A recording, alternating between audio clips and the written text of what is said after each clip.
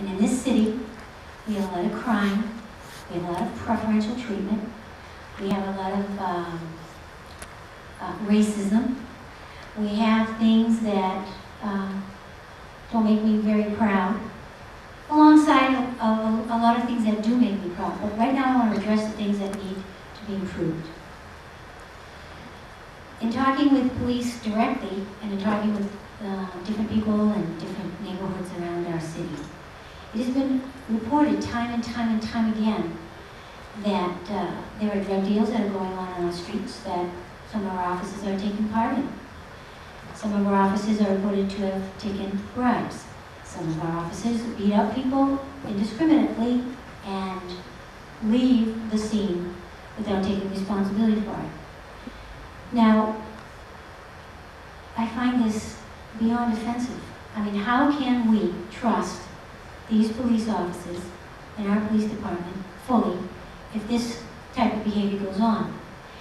And I want to also go out on a limb and say that, you know, there are people in higher positions here that know that these kinds of things go on and look the other way. There are things that happen in bars and clubs in our city where some people get preferential treatment. It's been going on for a long time.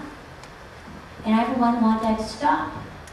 Now, I may be the new girl on the block, but I'm not stupid and I'm not naive. This goes on in our city. There's a lot of corruption in our city.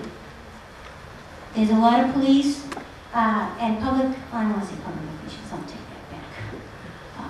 But there are police that are not doing the right kind of job in the right way, and it's demoralizing a lot of other officers, as I said earlier, and this is coming directly from the officers.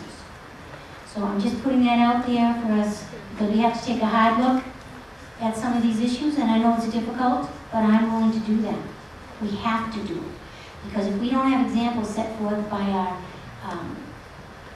officials and our police department, we're never going to solve crime. There won't be trust in the community. No one's going to come forward. That's not everyone, that's a few, but a few rotten apples can spoil a whole bunch, and it is going on.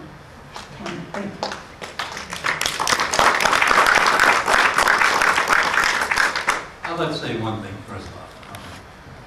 I'm thinking of a few words I might say, but my mother always told me, you know, if you can't say something nice, don't say it. And also the fact that we're in church, I don't think I'm actually responding to what we say. So let me tell you what I'm doing, what we've done, is when we get these complaints, we've investigated, and for the first time in many, many years, we suspend the officers. This has not been a practice in the past. We have suspended officers, we've suspended civilian telephone operators for being rude on the phone. And these are the things that we'll continue to do. We don't allow any, it's not acceptable at City Hall. When I first got there, we put in a new customer survey and customer satisfaction plan. We work with the people that work at City Hall. And I made it plain very early on that that was unacceptable behavior. Now, does it happen still? Yeah, it does happen still. When we find out about it, we go after it, we correct it. And I think when I first came into City Hall, I set a different tone.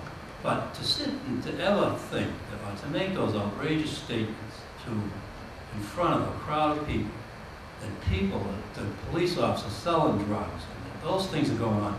If you have that kind of information, you have a responsibility to turn that over to the authorities. If you don't trust the police department, turn it over to the district attorney. It's outrageous to say that.